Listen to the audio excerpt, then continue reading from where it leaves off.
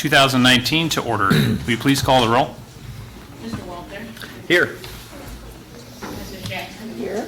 Mrs. Ross? Here. Ms. Streeter? Here. Dr. Davis-Aviles? Mr. Wilson? Here. Mr. Shaw? Here. Mr. Eckler? Here. 6 present, we have 2 on. Thank you.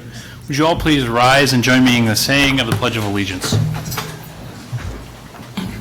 I pledge allegiance To the flag of the United States of America and to the republic for which it stands, one nation, under God, indivisible, with liberty and justice for all.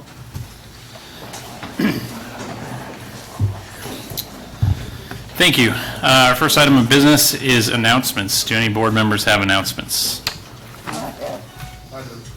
I heard Mrs. Ross first. That's okay. Go ahead, Mr. Wilson. Thank you. Peoria High School presents the 5th Annual Motown Music Review at 6 p.m. Wednesday, April 24th. Tickets are $5 and proceeds support Peoria High School's art programs. For tickets, please contact the Peoria High School office. A reminder for current high school juniors and seniors to apply for the Mayor's Summer Work Program. High school counselors have applications for the program. If hired, the student would earn $10 per hour, working from 7:30 a.m. to 2 p.m., Monday through Friday. Applications are due to your counselor by Wednesday, May 1st. Thank you, Mr. Wilson. Mr. Ross. A reminder to bring your rising kindergarten student and the whole family to the Peoria Zoo from 10 a.m. to 1 p.m. Saturday, April 27th for kindergarten roundup. Get information on kindergarten registration and enjoy free entry into the zoo. Also, check the district website for the complete schedule of school spotlight events for kindergarten students. Parents, begin scheduling physicals, dentals, and vision exams now so your student will be ready for the first day of school, August 14th. Thank you. Other announcements? Mr. Walter. This week, Thursday, April 25th, will be the final Thursday lunch at the Warrior Way Cafe for this school year. This week's menu shows off individual student specialties. Maya Watkins' knife skills placed her in the top 10% in the state. Her cured and cold smoked salmon fillets is one of this week's appetizer choices. Second-year student skill will be on display in the form of New York strip loin beef stroganoff with mushrooms, julienned onions, and sour cream, all served over buttered and herbed egg noodles. Finally, first and second-year pastry enthusiasts will create decadent handmade chocolate confections. Don't miss this outstanding culinary treat Thursday, April 26th. Please email your reservations to warriorwaycafe@psd150.org. Sounds delicious. Thank you. Mrs. Jackson. Spring is finally here. I didn't recognize that Sunday before last. It's time for the Gerald M. Burkhart Arts and Education Spring Celebration, featuring performances and visual arts displays by primary, middle, and high school students from Peoria Public Schools. Performance dates and times will be posted on the district website calendar and on individual school website calendars. You can also follow the events by searching Arts Spring Celebration on Facebook. Thank you. Other announcements? Ms. Streeter. The Peoria Jazz All-Stars will present an evening of jazz featuring students from Peoria High, Manual, and Richwoods from 7 p.m. to 10 p.m. Friday, May 10th in the Peoria Riverfront Museum lobby. Admission is $10 and includes dessert and a drink. Mr. Shaw. Summer school. 14 Peoria Public Schools buildings will offer summer school programs. For information, please contact your school principal or check your school website. Thank you. The 2019 State of the Schools Address and Breakfast will be held at 7:30 a.m. Wednesday, May 1st at the Peoria Marriott Pier Marquette. Join us to hear about the accomplishments of the current school year and to learn more about the future of Peoria Public Schools. If you haven't already, please register at www.peoriachamber.org. All right. Next up on our agenda, we'll have the Community Contribution Awards. And it's my honor to call forward Dr. Gersnich to recognize our recipients from Bradley. Thank you, President Adler, Dr. Crop, Board of Education. Tonight I'm pleased to present for the Community Award our partners from the Bradley Education Department. Actually, I'm going to ask them to come up now so that they can be recognized. In 2015, there was a small engagement with novice and student teachers from Bradley University here in the district. At that time, we had only about 3 students here in our district out of 34 that they had at the university.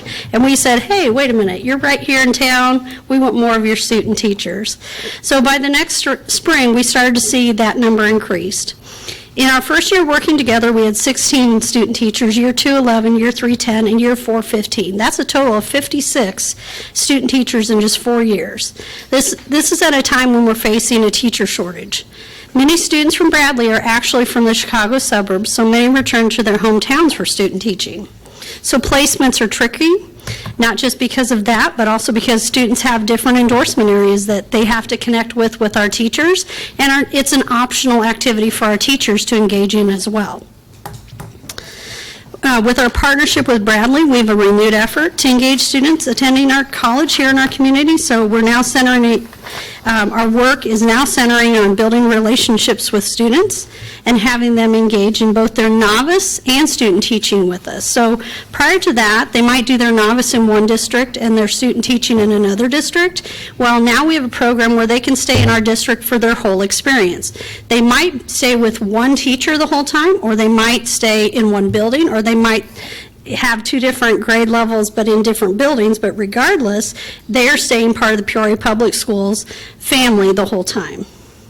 So about once a month, Ms. Cushing and I meet with a cohort of students as well. So what we're doing is actually Dr. Crott and I have kind of been running a little superintendent's academy, we call it, and we do some professional development with all the student teachers at Bradley, Jane, 4 or 5 times a year. And then Jane and I meet with the student teachers about once a month, and we let them reflect and talk about their experiences, and we encourage them and give them ideas, and it's really been an awesome experience. So this cohort started last year as part of our process to get more student teachers to stay here in Peoria. We had 4 students last year. And of that 4, we did hire one of those students. The other 3 ended up going back to their districts. So Ms. Cushing and I were talking, and we're like, okay, we got to get more to stay. So she said, well, I could start looking for Peoria students or students who live around the Peoria area. So this year we had 6 students, and as it turned out, we had 2 more students that were loving their experience so much, they went to Ms. Cushing and they said, hey, can we be a part of that cohort? So that was really exciting. So of the 8 students we have in our cohort right now, 4 of them already have letters of commitment to be hired by our district, which is really exciting. One of the things, or some of the things that the students said to us, we had a debrief with them about a week or so ago, and the students indicated that they really enjoyed the long-term opportunity. They felt that it helped them build up more collegiality with cooperating teachers, and then the teachers who work with the cooperating teachers. They appreciated getting to know students for a longer period of time to learn how that relationship building occurs. They also felt more empowered to be part of the big teaching team as well. And at the high school level, one of the high school student teachers said she felt like the second semester kids came in ready for her because she already had some credibility with the other high school students. So there's been some great outcomes. One thing we know we're going to work on is the transition from novice to student teaching. The teacher said maybe a little more work there for that transition to happen, maybe even sooner. And so we're going to be working on that as well with our cooperating teachers. So tonight, we want to say we appreciate Bradley's willingness to work on the teacher shortage with us and the many other partnerships we have with them. We have a list of things we're always doing with Bradley. So standing here tonight is Dr. Dean Cantu, the department chairperson and professor of the Department of Teacher Education. Ms. Jane Cushing, the licensure officer and clinical coordinator in the dean's office, and Dr. Joan Sadler, dean and professor of education and health services, who's retiring after 39 years in higher education at Bradley and 47 years in total in education. So let's give her a round of applause just for that dedication and passion. She was my dean. She's an amazing dean. We're going to miss you quite a bit. You look great. I'm surprised you're retiring. 49, what did you say, 39 years? 39 at Bradley and 47 in total is what your Wow. bio said. How did you do that? Did you start when you were 2? Total in education. So I'd like to have them come up for comments, please. Come on up. Sure. Oh, first I want to present the, sorry, I'll present the plaque. Here, congratulations on behalf of Dr. Carl, the Board of Education.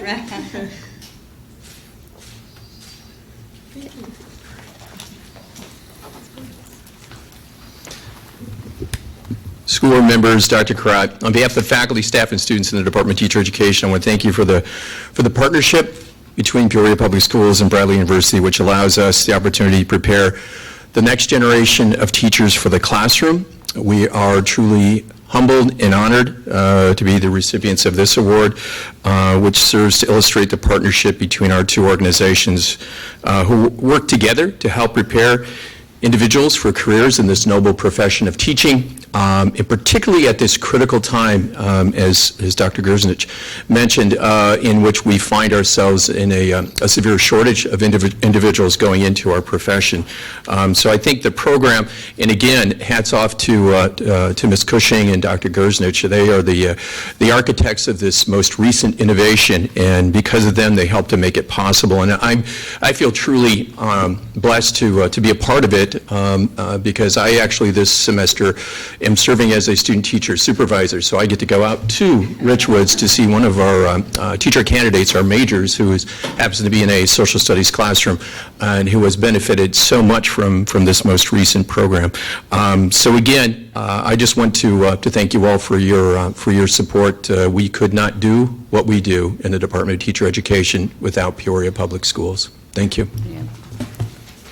And board, I just wanted to say Professor Cantu, his wife is a teacher for Peoria Public School, and so is his son. And hey, Mrs. Cantu, stand. And I hired her at Manual when I started in 2008, so she's still hanging out. Thank you. She loves the kids. Thank you. And your son is still with us, right?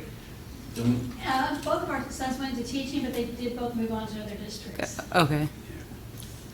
I'll have to get them back. Hi, thank you as well to the board and Dr. Karat for our ongoing partnership, our positive partnership with Peoria Public Schools. I see many familiar faces up there, and it's really nice to come home again to the Board of Education room. But also, I just wanted to give a special thank you to Dr. Gerznich for her time and effort that she's put into working with us at Bradley University in our partnership. We've had many meetings with Dr. Cantu, and I put the clinical offices, which is me, and we've worked really well together in trying to come up. I heard the word innovation, different ideas of what we can do to have some of our Bradley education students stay in the Peoria area, and specifically to Peoria Public Schools.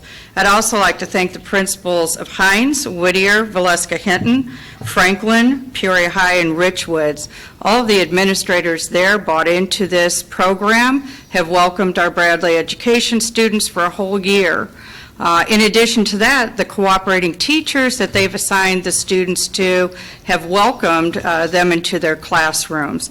Some of those comments that Dr. Gerznich was talking about are so true. It's just been such an excellent opportunity, and it's really opened the eyes of our educators, and we've really seen them blossom.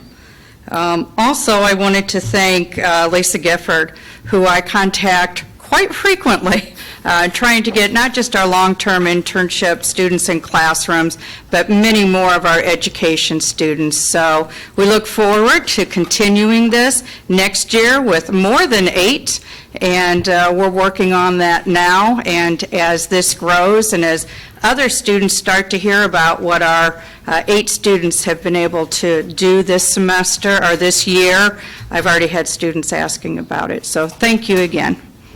Thank you. And I too would like to say thank you for this wonderful privilege of receiving this award. This project is just one of a long line of successful projects we've had with Peoria Public Schools. Kemper project, I think, lasted 24 years, and we've had many others. So, I just want to, it's been a privilege. I've been Dean of our College of Education and Health Sciences for 34 years, and our partnership with Peoria Public Schools has been strong that whole time. I've been asked recently, what is the special thing about what you do at Bradley? And I said, the most important thing I do is hire excellent teachers and then set them free to do their magic. And I believe that's probably what is important here as well in District 150, Peoria Public Schools, is hire those outstanding faculty and then help retain them. So again, thank you very much. Thank you. And Ms. Cushion, you were principal at Franklin. For how many years? 6. 6, and you were at Whittier also, right? I was at Whittier as a kindergarten teacher for many years, and then went over to Franklin and was the assistant principal and retired in 2014. And I was retired for 6 weeks, and then I took a full-time job at Bradley. Yeah, awesome. And we're benefiting from that. I don't know if I can go the 47, but I'm Thank you very much. Next up, I'm happy to welcome Ms. Cindy Morris from the Peoria Public Schools Foundation to honor one of our past administrators and great volunteers. Good evening. Thank you, President Adler, Dr. Crott, and Board of Education members. Kathy Wiggers has been an integral part of Peoria Public Schools for 20 years. She was an excellent school principal, bringing new school concept ideas into her school communities. I've had the fortune of being a parent and volunteer leader at Hines during her tenure. It was a pleasure for me to be the president of the PTO group during that time. I know we have a student here that could also vouch for that, Miss Olivia Streeter. Kathy was her principal at Hines as well.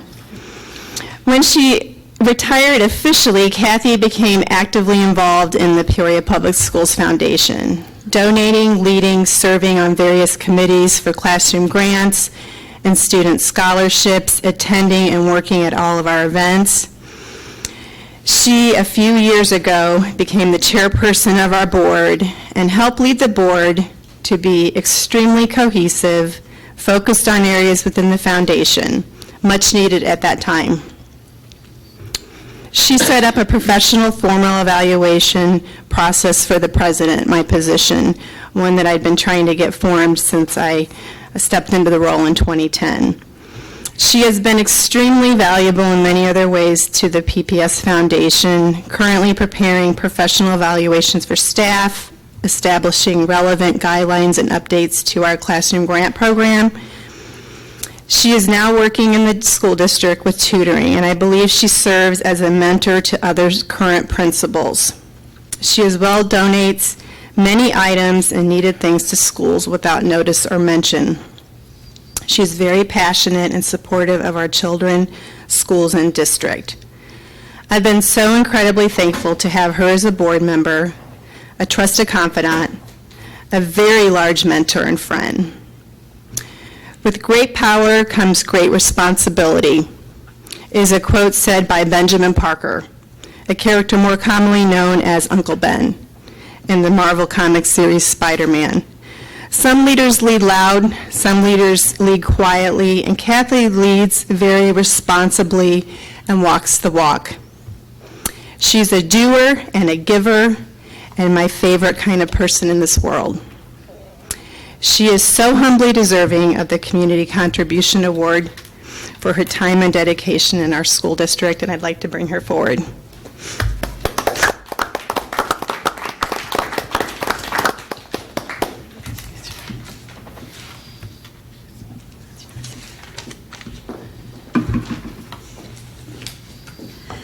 I'm really honored to be here tonight and very grateful to be the recipient of this award. It's a really special award to me. It's really been my pleasure to work with Cindy and with the special group that we have as the foundation employees, the people who are there working really hard day after day to make things different for our students, to give them supports that they might not otherwise have. And it's been a pleasure for me to work with an amazing board. The board's changed because I've been on it for now several years, and we've had changes in members, but always people that really care, who are willing to put in their time, their efforts, they give monetary donations as well as attending all the events and give support to everything that we do. I also want to mention that, too, we have many board members in this room who also come to all of our events and show your support as well. And I think you have a little fun along the way as we go through some of those activities together. But it's all because we care about the students in the district and that we want to do whatever we can to support them in ways that are not otherwise possible. The Foundation's had many successes, and our work is far from over. We'll continue to make a difference in the lives of hundreds of Peoria Public School students. It's a privilege for me to serve as a part of that work, and I want to thank everyone, Dr. Cohort, all the board members, and everyone who is a part of awarding this special award. Thank you.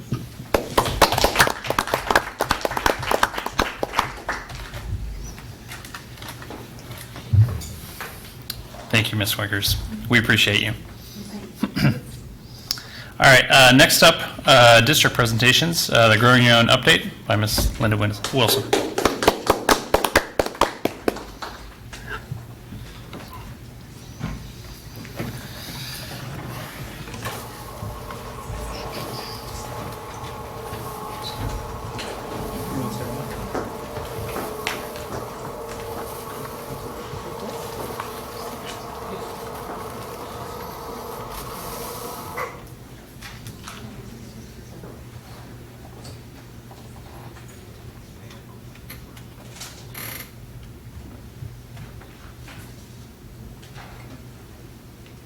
All right, so good afternoon and greetings to Superintendent Cohort and to Board President Adler, Vice President Shaw, and respective board members.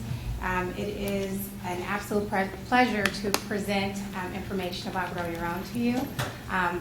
This is a little bit off what I was going to present. This, I guess it'll be in addition to it. We just finished our promotional video. It's in its final edit. It's pretty close to where it needs to be, but I'm really excited about sharing it with you. So I'll share and then I'll get to the presentation.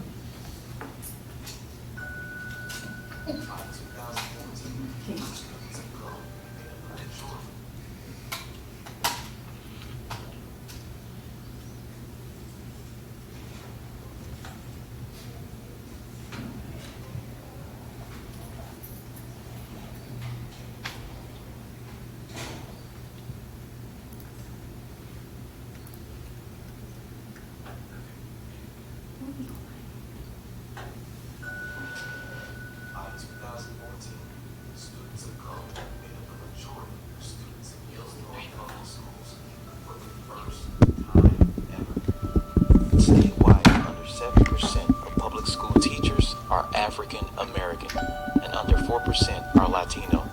More than 80% of public school teachers in Illinois are white. Students are diverse. Why aren't our teachers? Grow Your Own Illinois is advocating to change this norm. Research has shown that having diverse teachers matters and even more impactful for students of color. GYO teachers can engage and relate to these students and families as they share similar cultures and language. There are three essential components to the Grow Your Own program. There is the social component, where candidates in Peoria attend monthly cohort meetings that offer professional development activities. Candidates are also paired with a mentor who have either been a part of the GYO program as a candidate themselves or was once a non-traditional student. GYO is building a community where they get the sense that they're not in this alone, but together. With the academic component, a liaison sits with candidates to ensure they stay on the right academic path and provide additional professional guidance. Candidates are paired with a tutor that will assist them in studying for the ACT or SAT test. And finally, the financial component. Grow Your Own provides tuition assistance in the form of a $25,000 forgivable loan. In return, GYO graduates commit to teaching at least 5 years in a high-need school or position in Peoria Public Schools. Is GYO for you? Do you enjoy working with children or youth in your community? I think that Grow Your Own is for anyone who has a desire to make a difference in just students' lives. I feel like they have the tools necessary for specifically people of color who want to teach and they don't know, number one, where to start, but then also two, how to achieve the goal. And with the cohort meetings and the mentor program and things of that sort, I feel like they have those type of essentials needed to help someone in need.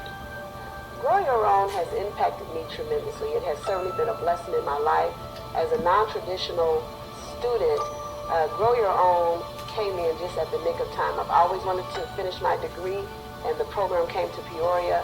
I was blessed to be a part of it, and 6 years later, here I am teaching first grade in my class. Be part of the change. Be part of the future. Grow Your Own, Illinois.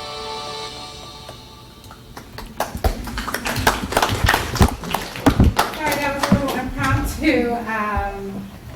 Just was excited to share that with you all. Sorry about the audio, but it will be published within the next couple of days, and so we will definitely make sure that we can share it with you.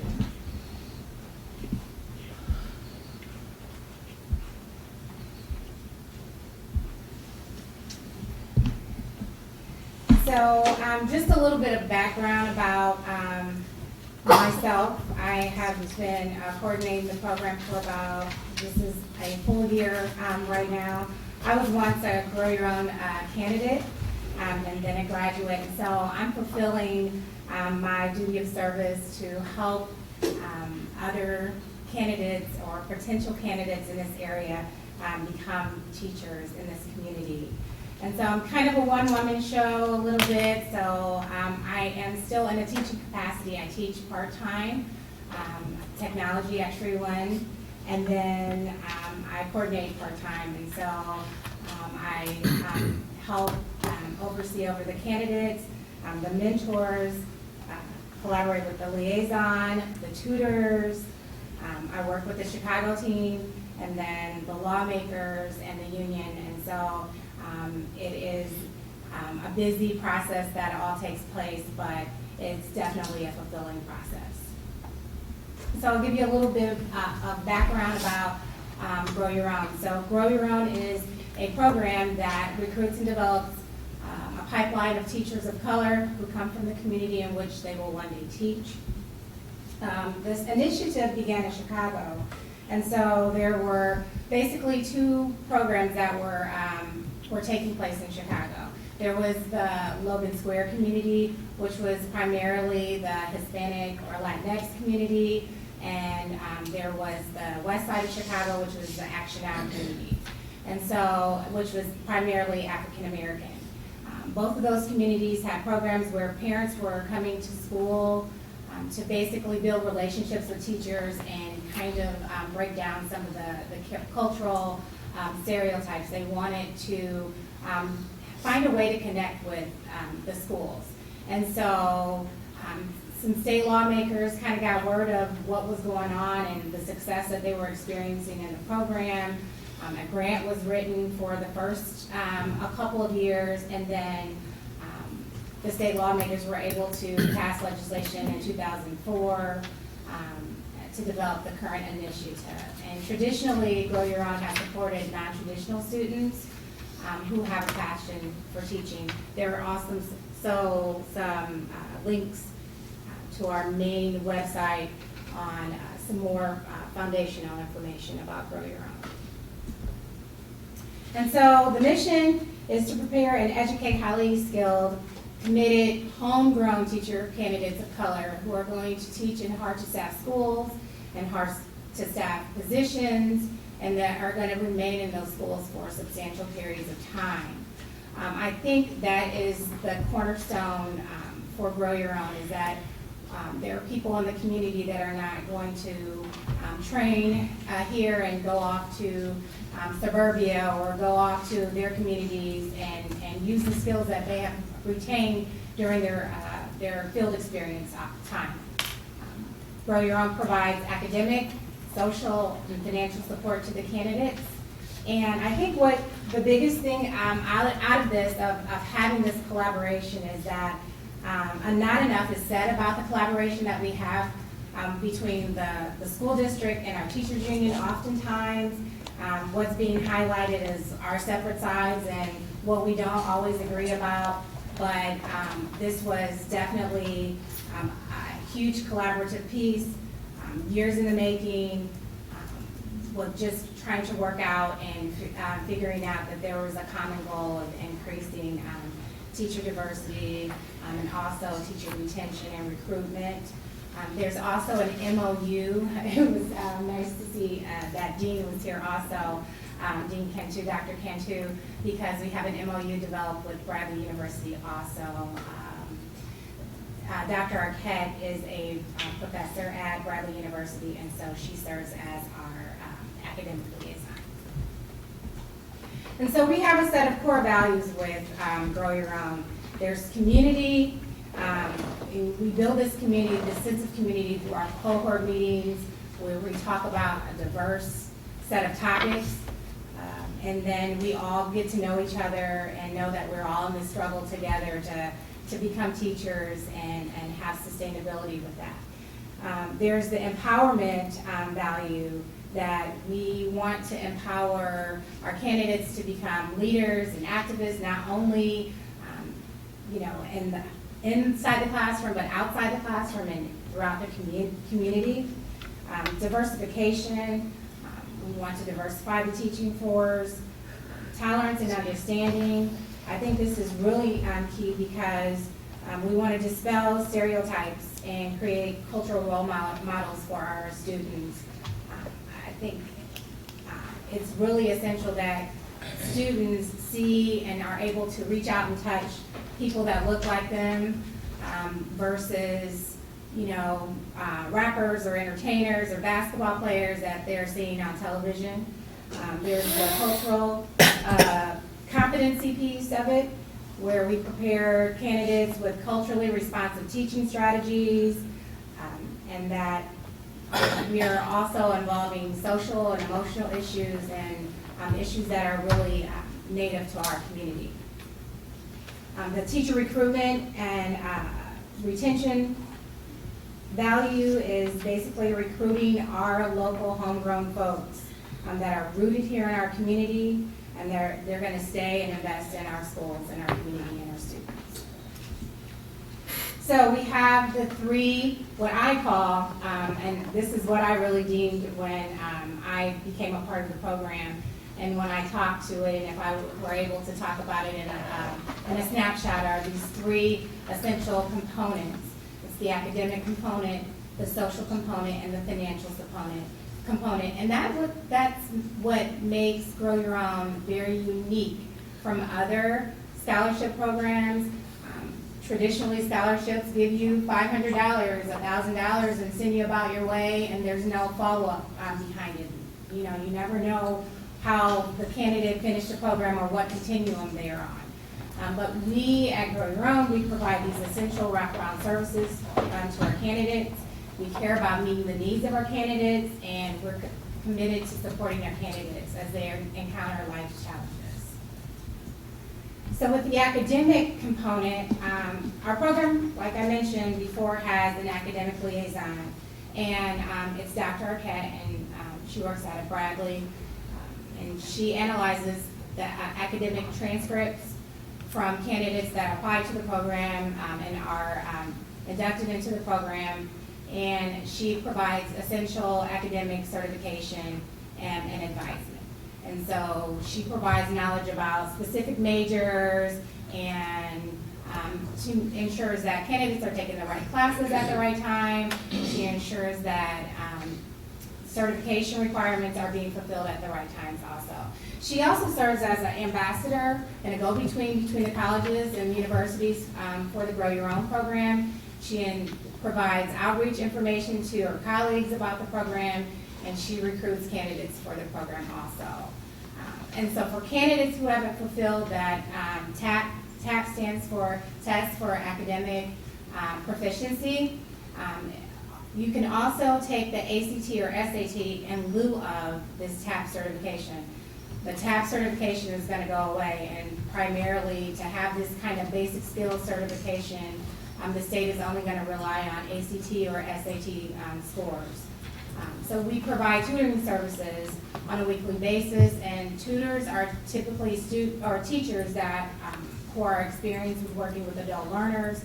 There are students or are teachers here in our district, so they have a lot of experience with ACT and SAT preparation.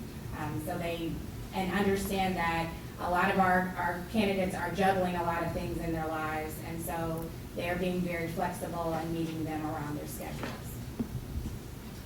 The social component, and I think this is the most essential component, is that we have monthly cohort meetings. And once again, the cohort meetings are designed to build a sense of community with the candidates, and we provide professional development that involves social topics, academic topics, wellness topics.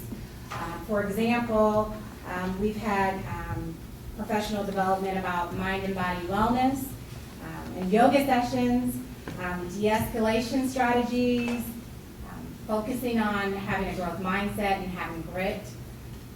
Some of those things that our candidates may not have in some of their College of Education classes, but we want to provide an extra layer of support around professional development that's unique to our program. I also meet one-on-one with our candidates every semester, and I discuss whatever their needs are, their successes, and we develop what I call an academic action plan. And so candidates basically figure out what classes they're going to take, or if they're studying for the ACT or SAT test, just kind of developing what their next steps are, how they're going to study and fit time in for that kind of stuff in their families. Candidates, this is something that we piloted here in Peoria that's different from Chicago, is that candidates are paired with a teacher mentor, an in-service teacher that's supporting each candidate professionally, socially, and emotionally. So those teacher mentors attend each cohort meeting, and so they're getting the professional development opportunities also. They're interacting and sharing stories of things that they've encountered in the classroom, what works, what doesn't work, behavior management strategies, and having weekly contact with our candidates, checking in on them. How are you doing this week? How's classes going this week? And those kind of things. The financial component, Grow Your Own provides up to a $25,000 forgivable loan, and how that works is candidates commit to teaching at Peoria Public Schools for 5 years, and then the loan is forgiven after the 5th year. We also provide assistance for books, transportation, childcare, other essential resources. We had a candidate this year who needed a laptop computer because he was taking some online classes, and within 2 days, that candidate had a laptop computer with all the programs that he needed to be successful. There has also been situations where we've had a candidate that may not have had some family issues or family items essential for home. We try to connect them to the proper resources and also try to provide them with those resources. So the way it kind of works for the Grow Your Own Foundation is some of the money that comes into the foundation is for through donations, and because of that, all the money is not from the state, and that means that we are able to provide some other essential resources to support the candidates. So in order to become a part of the program, your first step is to apply. And there's an online application on the Grow Your Own Teacher website. And it's just, the online application has general information. We want to know your community commitment, current and past, and you can upload your attachments for your transcripts and your test scores. So the scores for the ACT, SAT, TAP test. In order to become a part of our program, you have to have at least an 18 on your ACT, and for the SAT a 930 or higher. You have to have at least 1110 for the waiver for SAT, and for the ACT it has to be a 22 plus writing. We have found, and it's been proven through our tutoring efforts, that if you have at least an 18 on your ACT or a 930 on your SAT through our tutoring efforts, we can really help our candidates bump up their score and pass the test for certification. We also require your unofficial transcripts from all colleges, and if you are a high school senior and you've never applied for college, we ask that you submit your high school transcripts or diploma. Your letters of recommendation, it could come from these categories: your professional, your work experience. Do you have positive work habits? Are you on time? Are you trustworthy? Community commitment, your level of commitment to the community. Do you volunteer? Are you active in the community in terms of maybe you are active in your church, or maybe you coach someone?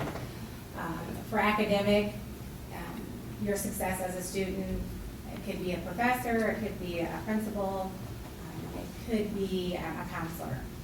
And then the writing sample, and this is what helps us to get to know each applicant, is why do you want to become a teacher? And I think what's a true indicator of your grit and your ability to have this growth mindset is what challenges have you overcome in the past and how have you handled those challenges? Why do you want to become a part of the Grow Your Own program, and how do you connect with Grow Your Own's mission and core values? And so the admission process goes as follows. You apply online, and then a team, our Grow Your Own team, reviews applications, and we rate them according to what has been submitted, according to our rubric. There's an interview by invitation about 2 to 3 weeks after applications have been submitted. And then there's 3 interview outcomes. It could be GYO, it could be pre-GYO, or not eligible. And what pre-GYO basically means is a conditional acceptance. We provide unlimited test preparation, but we don't support candidates in terms of tuition or supplies and that kind of thing. Then there's a new candidate orientation where they meet with me and typically the academic liaison to sign the contract and develop that semester plan of action.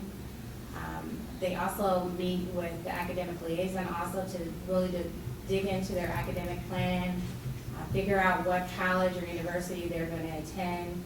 We have had some situations where some of our non-traditional students that are kind of getting back, that have not passed the ACT, SAT, or TAP tests with the appropriate score, has used the first semester to really become acclimated to the program, become acclimated to the process of studying and attending tutoring services, and that's definitely okay also. Because we want our candidates to be successful. We want to set them up for success. So we don't want to throw our candidates into a situation where they're going to take 3 or 4 or 5 classes and they get knee deep into a situation and they're like, oh, okay, this is not what I expected. So we want them to kind of take baby steps a little bit until they are ready to proceed.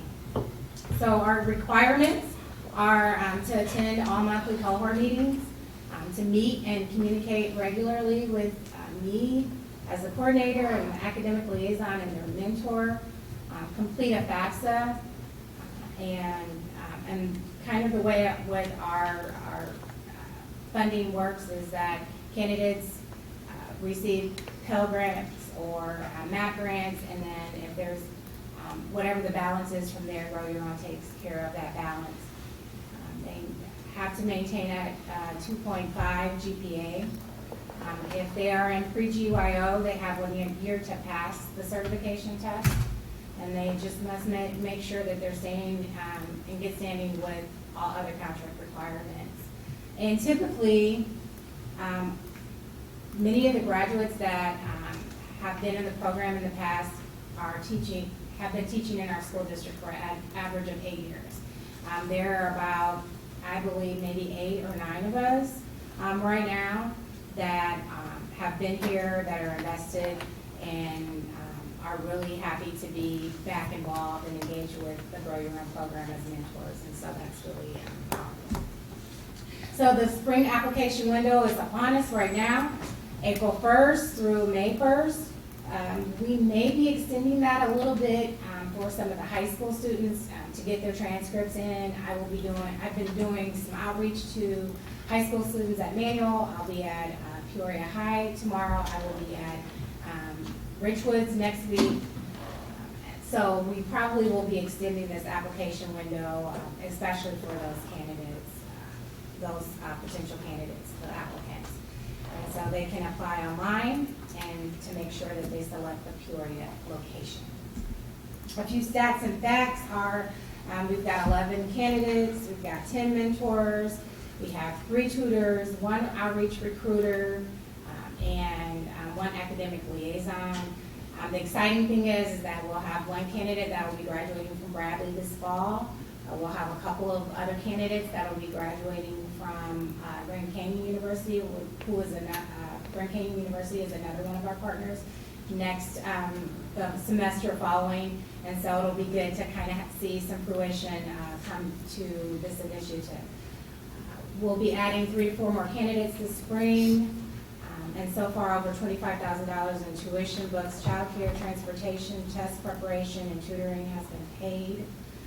The thing that I'm most excited about is that we will be increasing, like I said, that outreach recruitment to our teacher pathway students. And what is something else to be excited about is that there is a bill in Springfield right now. It's called SB 244, and it will allow Grow Your Own to pilot a dual credit programs. So students that are in our teacher pathway program right now, we will be able to, hopefully, if this bill is passed, we'll be able to support those students as they are moving forward. And I think that's really essential, because if we have this teacher pathway program, we don't want to throw them to the wolves and say, goodbye, you know, we're pretty done with you. And not done with you, but there's probably a limitation to our engagement. But having to be able to continue to engage with those students and kind of wrap our arms around them and then still be able to support them, I think it's going to be essential. And I'm going to be quite honest with you, it's going to be the students of our school district that will really change the perspective in the face of our school district in terms of who are going to be teachers in this school district. If we have this pipeline that we are creating, that I think that's going to be powerful to transforming. I think the most important thing is that we're way ahead of a lot of school districts and what they're doing across the state. This is compared to, you know, there are a few Grow Your Own programs here and there. There are some in California, Portland, Wisconsin, but from the conversations that we've had with other school districts, we are ahead of the game when it comes to what we're doing here with this initiative. And I'm just so grateful to be a part of this process, to be a part of our district right now. And thank you all for allowing me to be in this capacity and to continue this mission.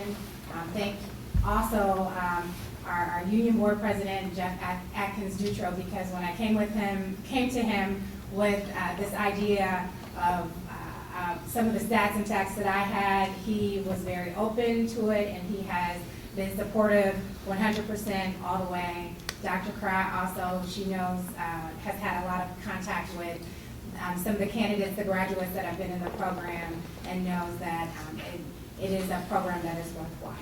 So for any more information, you can visit growyourownteachers.org. You can also email me. This is my Grow Your Own email address.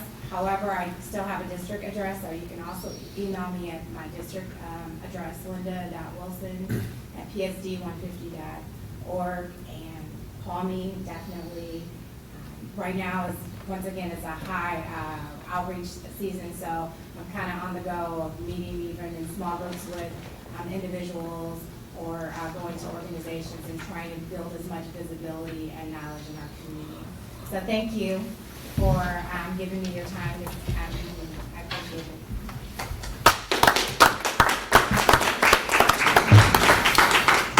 it. Thanks, Ms. Wilson. Maybe I'll ask a question as you're running away. First off, I want to say kudos for taking the initiative and to PFD for supporting you and the district to kind of take on this, critical initiative. I think, for my part, and I think the rest of the board would agree, I mean, we're behind you 100%. Can you tell me a little bit about recruitment? How do you identify candidates that you think would be a good fit? So that kind of goes back to, I guess that's not, I don't know if it's necessarily recruitment, but it goes back to the application process of what some of the requirements are. And so what we really want to do is build, a diverse group of people. And we're not limited to any race at all, but we know that there's a diversity issue. We have a diverse group of people that are in our cohort right now. But just really that someone that has this passion to become a teacher, this is not a second or a plan B kind of thing. You have to have a passion to become a teacher. We want to know more about some of the obstacles that you've had. Even if you've been a child, one of us at some time or another have encompassed some type of obstacle. So I think that is what we're essentially wanting to know, more information about you. Why do you want to become a teacher? This is not a plan B. This is definitely a passion. You want to improve the community. You want to be here to improve the lives of the students in our community. And we want, homegrown folks. It's one thing to, there may be people that are from Bradley, and there's no offense to them, that are from maybe the suburban areas or the Chicagoland area, who, if they apply for the program, well, maybe they need to apply for the program in the Chicagoland area. But we want homegrown folks here. They're going to be here. They're going to stick it out. They are going to be retained. And that's the other thing about the piece about that, is that the retention piece that's built in with the mentorship, is that we've got teachers that are right here giving a testimony of their successes that they've had in the classroom and that kind of thing. And who's better to testify on, how great it is to work in our school district and the rewards that they've had here. Okay, great, thank you. Any other questions? Oh, just one. Sure. What is the capacity? So you've got 11 candidates right now. What is the limit? So the capacity right now is probably, it's always contingent on funding and what it is. So our initial year, we wanted to start small with a smaller number, just so that it would be more manageable, because I am a one-person show here. But funding was actually, when the new administration came in, funding was cut a little bit. And so our goal for this year is to have about 15 candidates. However, a part of that new bill, the SB bill that's in Springfield right now, is to increase funding. And so that will help us to increase the amount of candidates that we will have in the program also. Thank you. Mr. Walter. No, I just want to compliment you on what you're doing. I really do think this is a way for Peoria to address it. It's not the only answer. I mean, we've got to address this in a number of ways, but I appreciate your efforts and what you guys are doing to make this work. So we should probably call some people on Bill 224 or 244 to get some more funding for this. But thank you. And I just wanted to say Ms. Wilson is just an amazing leader. I mean, you're just perfect for this initiative. You've sort of been there, done that. It's natural to you. And when I came back and Mr. Atkins Dutro spoke to me about the idea, and he said you were passionate about also helping us with that. I mean, that's one he didn't have to, on many issues, he has to poke me a couple of times. That one, it was probably just one poke, and we got everything easily right, Mr. AD? We got our MOU, we got you up and running, we got you your office, probably some issues with that, but yeah, it's really because of you and your passion, and that's a nice story in terms of leadership and passion and purpose. And there's no doubt in my mind you'll get your folks, and we will get quite a bit of teachers. And also a piece that you can add to that is the letters of commitment automatically that they receive also. So great job this evening also. And thank you, Jeff, too, for helping with that.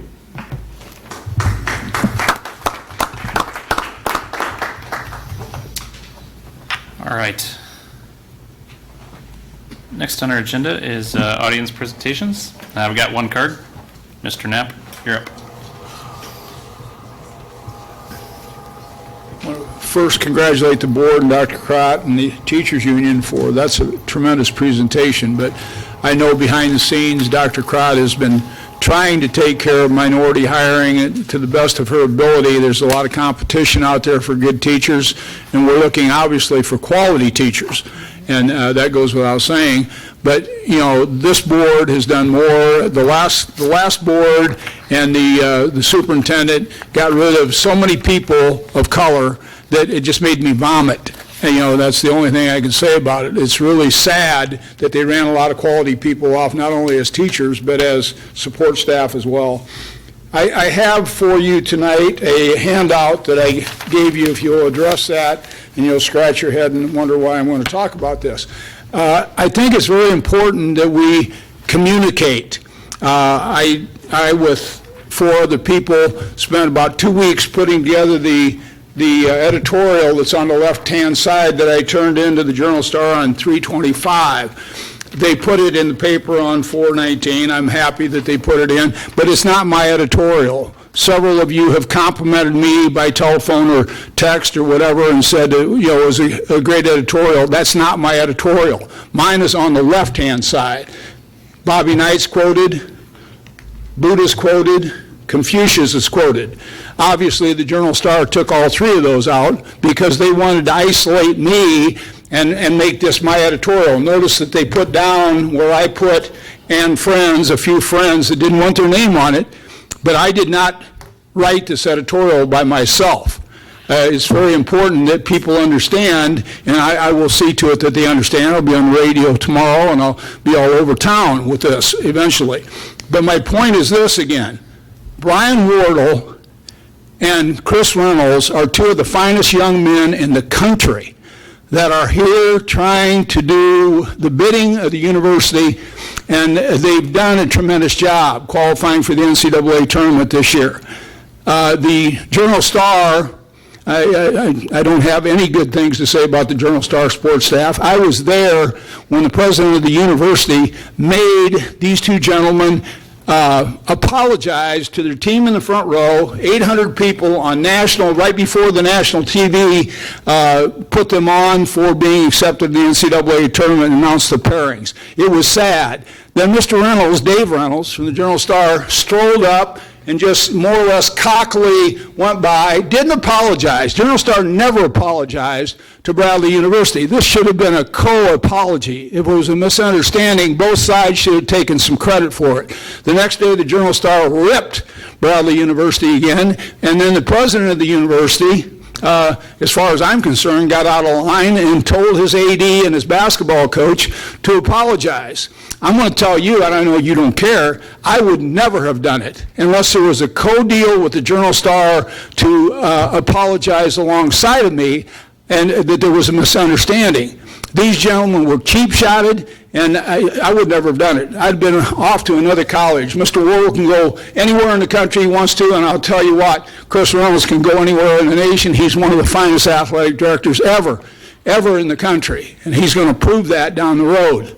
My point is, again, that I took this also to the president of Bradley University. I graduated from Bradley in 68, went to Iowa State, graduated from Bradley with a degree in 68, a degree in 70, and a degree from Western in 77. Mr. Roberts was a student when I was a student. He puts his pants on one leg at a time. I took this over to him, to his office, and asked him to distribute it to the trustees, and Dr. Crott is one of the trustees. There's 26 trustees.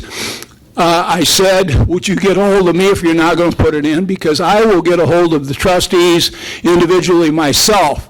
So I went back today and I asked the secretary, and they called me back this afternoon and said, well, Mr. Roberts said he's not going to contact the trustees. He's not going to give them a copy of this editorial. I think that's sad. I've donated thousands of dollars to Bradley, graduated from Bradley, been a booster of Bradley my whole life, and they can't give this piece of paper to the 26 trustees, and they won't give me the addresses and the emails. So I got online, which I don't do very often, got the 26 people's names, but I don't have any addresses. I will have the addresses. If I got to take them to their house in Chicago, where they're at, I'm going to give this to him, because he doesn't have a right to withhold these things from the trustees. That's the way I look at it. I know several of them personally, and I think it's a cheap shot to this community that they don't give that information out. Thank you. Thank you. I don't think that was entirely addressed to us, but any responses to audience presentations? All right, seeing none. Next on our agenda is the approval of the minutes. Can I have a motion and a second to approve the minutes from March 11th, March 25th, and April 8th, 2019? So moved. Second. It's been moved and seconded. Any discussion on the minutes for those three meetings? Seeing none, would you please call the roll? Mr. Walther? Aye. Mrs. Jackson? Aye. Mrs. Ross? Aye. Mr. Wilson? Aye. Mr. Shaw? Aye. Mr. Adler? Aye. 6 ayes, motion carried. Thank you. Next up, information items. Proposed expenditures over $2,500. Any questions for Mr. Willis? Seeing none. Dr. Crott requests under the Freedom of Information Act. Thank you, President Adler. Since our last meeting, we received 0. Our last meeting was on April 9th. We received 0 requests. There was one pending noted on the 9th that I mentioned at that time, and that was filled. So to date, we have received 62 requests at a cost of $900. Thank you. Thank you. Next up is the consent agenda. Vice President Shaw. Okay, President Adler, the consent agenda consists of the following. Item number 1 gives to the school district this meeting $2,700 year-to-date $65,360.09. Item number 2, payment of bills. Item number 3, payment for travel. Item number 4, board travel request, Great Lakes Turn Conference. Item number 5, human resources report. Item number 6, field trip approval, Glen Oak Community Learning Center, St. Louis, 5th grade. Item number 7, field trip approval, Glen Oak Community Learning Center, St. Louis, 7th grade. Item number 8, field trip approval, Glen Oak Community Learning Center, St. Louis, 6th grade. Item number 9, EMC foreign language material for Richwoods High School, Manual Academy, and Peoria High School. Item number 10, Mondo Reading Program adoption for K-3 dual language program. Item number 11, approval of canvas of election return. Item number 12, Washington Gifted HVAC project. And that is the entirety of the consent agenda. Thank you, Mr. Shaw. Board members, are there any items that you would like to pull for a separate vote? All right, seeing none, can I have a motion and a second to adopt the entire consent agenda? Second. It's been moved and seconded. Any discussion on the individual items? Mrs. Ross? Yeah, I'd kind of like to know, the Mondo reading program. I'd like to know, what is that replacing? Dr. Wilson? It's not replacing anything, it's just a curriculum for the... I mean, what were we using already for a reading program for that age group?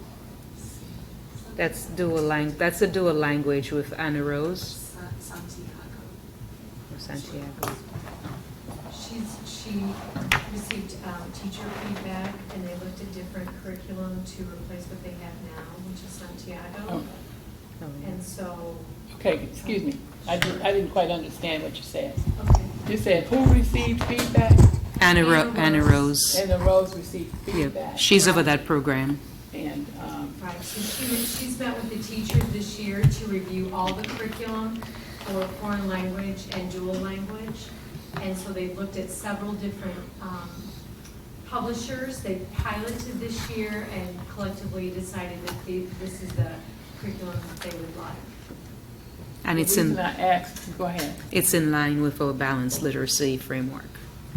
The reason I asked is that we always get these new programs, and before they can materialize or people can learn how to do them, we do something else. So this is an addition to what was already being done? This is a replacement. That's what I was asking. You Yes, said it didn't yes, replace yeah, anything. it's a replacement. What, Yeah. what did they replace? Santiago. Santiago. And How it's- long did we have Santiago? I do not know. It was here for several years, many years. I can give you the number of years. I do not have the number of years. But the process is the teachers are the ones that actually, this is all teacher-led. And so it's, when they're ready for a new curriculum and the one that we have is old, then there's a process that they go through and... No, I realize there's a process, but I'm saying, what was not, what was the outcomes, and, I mean, were the outcomes lower than they were supposed to be, or, I'm just, I've seen a lot of this program change without really evaluating the previous program. So I understand it's teacher-led, but it's coming to us for Yeah, over time things get old, right, and outdated, and you have to, nowadays, after But is that 4 or the 5 reason years. because it's old Yeah, or well, not working? Or? Susan was curriculum director before Dr. Wilson was, and Susan, when you were there with the old administration, was that the curriculum that we used for ESL? Santiago's been here for a long time. It was here before we got here. And I think with the new curriculum, there's additional resources, there's online opportunities for Right. students. So it's updated with what they have now. Yeah. And also it's in line with dual language, the adjustments that Anna Rose is doing so that students are learning dually instead of moving towards an English class. They're continuing their dual language throughout, and this supports that as well. Yeah, and Anna Rose is the ESL director for the district, and I could see it has interactive book read alouds, writing resources, professional development training, and a reading library, ESL oral language charts for reading and writing, and big books, shared reading, big books, and student books, set of 6. And this is all paid through Title III funds. Mrs. Ross, did that answer your question? All right, maybe a suggestion, I guess in the future action items that the board has provided related to particularly a replacement of curriculum. If that could be like a little bit more starkly enunciated in the rationale. I see the rationale here, and I generally trust the process that you've gone through, but highlighting it a little bit starker would be. Point well taken. You understand that I've been through a lot of reading programs, and one of the complaints has been, we change before we even train people to do the work, to make it happen, so. Outcomes is what I'm looking for. All right. Other questions on the consent agenda? Any of the individual items? All right. Seeing none, would you call the roll? Mr. Walter? Aye. Mrs. Jackson? Aye. Mrs. Ross? Aye. Mr. Wilson? Aye. Mr. Shaw? Aye. Mr. Adler? Aye. 6 ayes, motion carries. Thank you. Deliberation agenda, Mrs. Ross. Right, you're reading on discipline? Okay, on the expulsions, proposed action is that the expulsions listed on the report dated April 22nd, 2019 be approved as amended. Second. It's been moved and seconded. Would you please call the roll? Mr. Walter? Aye. Mrs. Jackson? Aye. Mrs. Ross? Aye. Mr. Wilson? Aye. Mr. Shaw? Aye. Mr. Adler? Aye. 6 ayes, motion carries. Expulsions with expulsions held in abeyance. The role of action is that the expulsions with the expulsions held in abeyance be approved for April 22nd, 2019. Be approved as amended. Second. It's been moved and seconded. Would you please call the roll? Mr. Walter? Aye. Mrs. Jackson? Aye. Mrs. Ross? Aye. Mr. Wilson? Aye. Mr. Shaw? Aye. Mr. Adler? Aye. 6 ayes, motion carries. Thank you. Revocation of expulsions be held in abeyance. Proposed action is that the revocation of expulsion held in abeyance listed on the report dated April 22nd, 2019 be approved as presented. Second. Would you please call the roll? Mr. Walter? Aye. Mrs. Jackson? Aye. Mrs. Ross? Aye. Mr. Wilson? Aye. Mr. Shaw? Aye. Mr. Adler? Aye. 6 ayes, motion carries. All right, thank you. Are there any presentations or suggestions by board members? One comment. Mr. Shaw. I would like to acknowledge our student board member in her last meeting and congratulate you on your graduation and wish you the best of luck in your future endeavors.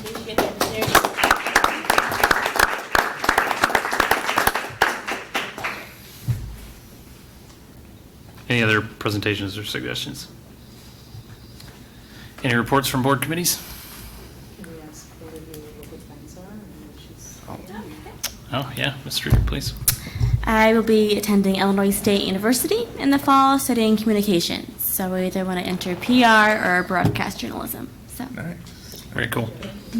Yeah.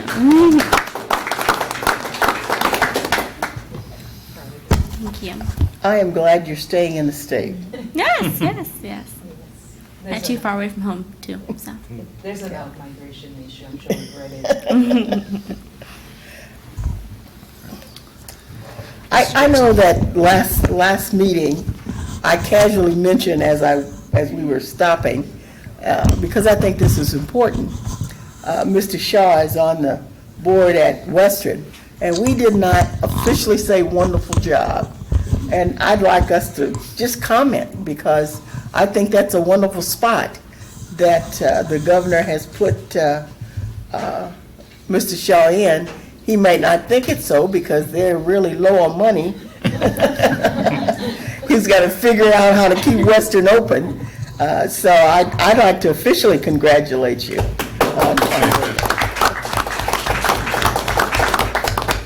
So yes, we've got some opportunities at Western, and I would not have joined if I didn't think it was, I didn't think we could make a difference. So, and it's a shared responsibility. So I'm coming in as the entire board's new. So, yeah. So we will. I think it's wonderful.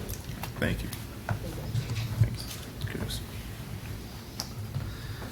Anything else for the good of the public? No, the Policy Committee. Policy Committee will meet on May 16th, Thursday, May 16th at 3:30 p.m. The Building Committee has been really active, and we're going to share some things next board meeting.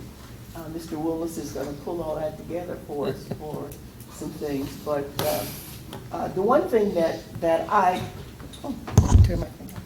The one thing that there are a couple things that I'd like to put on the agenda for this board.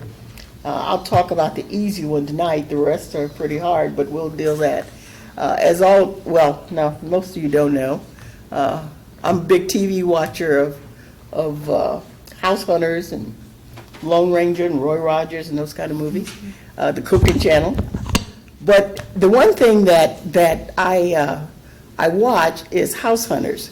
And the one thing that people really talk about is curb appeal as they walk up to see a house. We have some great things going on inside our schools. Kids are learning, teachers are working hard, things are changing. As I drive by the schools, I drive by a school and the curb appeal don't show what's going on inside that school.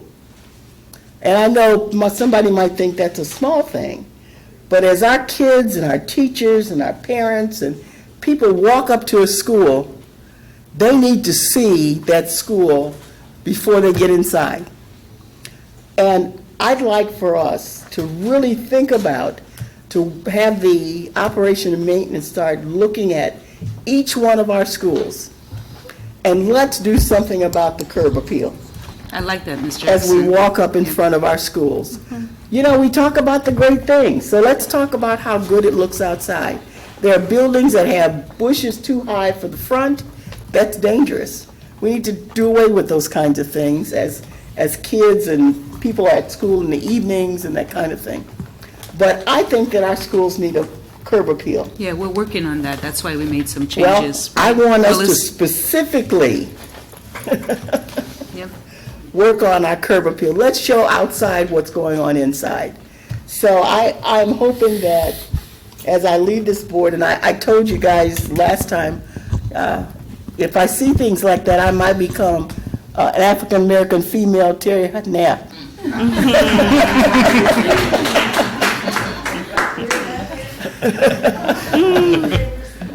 So what I really want is for people to drive past our schools or walk up to our schools and say, not only are there great things out inside, there are great things outside.